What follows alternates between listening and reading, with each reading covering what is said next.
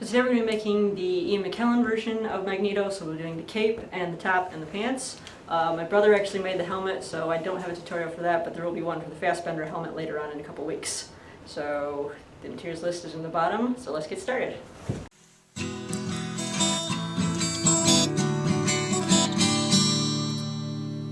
So for the main part of the costume, I just got a black blazer and a pair of black pants from the second-hand shop.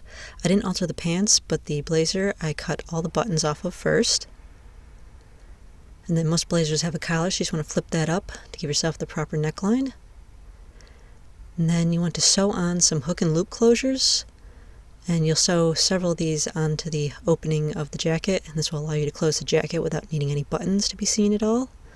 So just sew those on to both sides, the corresponding pieces, the hook on one side and the loop on the other, and then you'll be able to just close those into each other, and it gives you a nice, easy way to close the jacket with no buttons or zippers.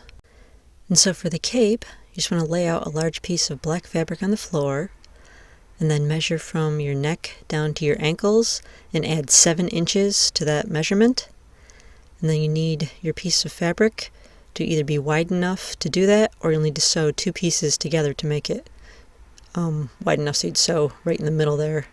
That would be your middle seam. So whatever that measurement was, plus the 7 inches, going the long ways, you want it to be twice as wide as that measurement. So it's your neck measurement plus 7 inches, and then double it. Make sure your piece is wide enough for that. So right in the middle of the wide side, you want to measure up 7 inches, and then mark out where that is, and then using that as a center point, measure 7 inches wide. And this should be right in the middle of that wide side. You're just going to cut a half circle, and this will be the neck hole. So you can see where that is on the wide side of the fabric. And so then to cut the actual cape part, you just want to keep that measurement from the neck plus the 7 inches, and keep that moving the measuring tape all the way around so that you get yourself a nice half circle cape.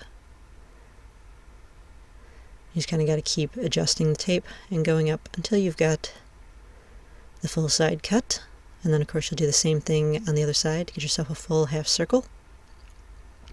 And that will be the basic shape of your cape. Just like that. And if you want it to be the asynchronous version, you can just cut out a little bit on the corner here with straighter lines than I drew, obviously, but I chose to do the full cape. So then lay out a piece of maroon satin with the shiny side down. Put the black piece that you cut over the top of it. Sorry, my camera's having focusing issues again here, but you use that as a template to cut out all the pieces. Again, this is shiny side down, because you want the shiny side to show later on, and just cut around, making the same cape shape.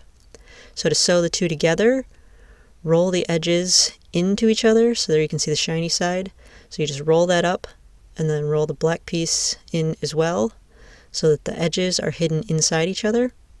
You'll just pin that in place, and then you'll do the same thing a few inches farther down, rolling the edges to the inside, and pinning it in place. And then you'll just sew that all the way around. You'll do that to the whole cape and sew it all the way around, and that will give you nice flat cape edges. And then for the collar, you'll have to make little cuts to go around the curve because they don't bend very well, so you just do that to both the black and the maroon. Quicksilver, I am your father. Eric, how many times do I have to tell you, wearing that helmet does not make you Darth Vader? You don't know the power of the dark side.